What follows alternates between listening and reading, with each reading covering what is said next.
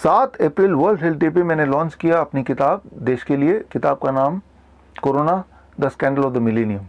ये किताब जब मैंने लॉन्च किया तो उस वक्त ये किताब में टोटल पेजेस थे 1000, लेकिन अब 1000 से लेके वो बढ़ के बन गया 1200 पेजेस की किताब। तो जिन लोगों ने 7 अप्रैल, 8 अप्रैल, 9 अप्रैल को डाउनलोड किया वो लोग एक बार और डाउनलोड कर लें, ताकि जो और एडिशनल एविडेंस है वो एविडेंस भी उनको मिल जाए। मैं आपको एक चैलेंज देता हूं कि आप इस किताब को ठीक से पढ़िए, और इस किताब में अगर एक भी फैक्ट आपको गलत दिखाई देता है और आप साबित कर पाते हैं कि कोई एक भी फैक्ट गलत है, तो हर गलत फैक्ट के लिए मैं आपको 1 लाख रुपए इनाम दूंगा। लेकिन याद रखिए, नियम वो तंबोला का होगा। जैसे तंबोला के एक नंबर पे या एक लाइन पे सिर्फ एक ही बार इनाम मिलता है, तो वैसे ही एक फैक्ट, एक गलती पकड़ने के मैं एक ही बार 1 लाख रुपए दूंगा। अगर वही गलती उसके बाद कोई और भी पकड़ेगा तो उसकी इनाम नहीं मिलेगी। और अगर आप में से कोई भी एक भी गलती ना निकाल पाए, इसका मतलब जो किताब में लिखा है वो बिल्कुल सही है।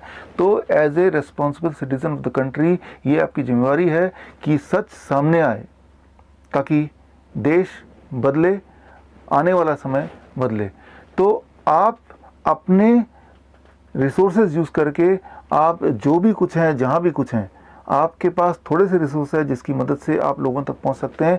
चाहे वो रिसोर्स का नाम व्हाट्सएप हो, फेसबुक हो, यूट्यूब हो, आपके पड़ोसी हो, या आपकी जान पहचान किसी एमएलए से हो, किसी एमपी से हो, स्टेट हेल्थ मिनिस्टर से हो, स्टेट चीफ मिनिस्टर से हो, या प्राइम मिनिस्टर से हो। हमारा मकसद सिर्फ इतना है कि सच सामने आए, ताकि हम इस देश को एक बेहतर भविष्य दे पाएँ। यहाँ मैं ये क्लियर करना चाहूँगा अपने ऑडियंस को कि हमारा मकसद किसी नियम को तोड़ना नहीं है, लॉकडाउन तोड़ना नहीं है। हमारा मकसद लॉकडाउन को पालन करते हुए, गवर्नमेंट के सारे नियम को पालन करते हुए, इवन मैं खुद भी लॉकडाउन को पालन करता हूँ, गवर्नमेंट के बनाए हुए सारे नियम को पालन करता हूँ। नियम में रहते हुए, कानून के दायरे में रहते हुए सच को कैसे सामने लाएं, यही हमें और आपको मिलके करना है। और सच को सामने लाने में और इस मुहिम को आगे बढ़ाने में आप में से जो लोग मेरे साथ जुड़ना चाहते हैं, तो स्क्रीन में दिए हुए ईमेल आईडी में जाके आप मुझे खत लिखें। मैं खुद पढ़ूंगा और पढ़ के आपको उत्तर देने की कोशिश करूंगा।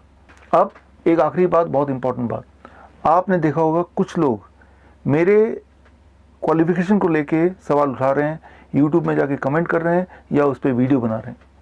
मेरे जो भी क्वालिफिकेशन है वो सारे क्वालिफिकेशन अगले 3-4 सेकंड में स्क्रीन पे मैं फ्लैश कर रहा हूँ। ये सारे मेरे सर्टिफिकेट्स हैं। अगर आप में से कोई भी इनमें से किसी सर्टिफिकेट को गलत साबित कर दे, तो मैं उसको भी 1 लाख रुपए इनाम दूंगा। और इनाम की बात तो छोड़िए, अगर ये सर्टिफिकेट गलत हैं तो आई एम श्योर कानून के प्रावधान के अनुसार उसके लिए भी कोई ना कोई सज़ा होती होगी। उस सज़ा के लिए मैं पूरी तरह तैयार हूँ। मैं ये बोलना चाह रहा हूँ कि मेरे सारे सर्टिफिकेट ओरिजिनल हैं, ऑथेंटिक हैं।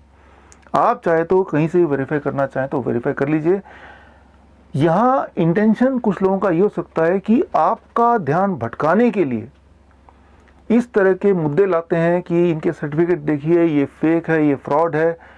लेकिन अगर हम मुद्दे की बात करें, as a audience, as a viewer, ये आपकी जिम्मेदारी है। अगर कोई इस तरह की फेक बातें करता है या कोई इस तरह के इलॉजिकल बातें करता है, तो आप उनको खुद भी जवाब दे सकते हैं एज ए रिस्पॉन्सिबल सिटीजन कि आप लॉजिक से काटिए, साइंस से काटिए।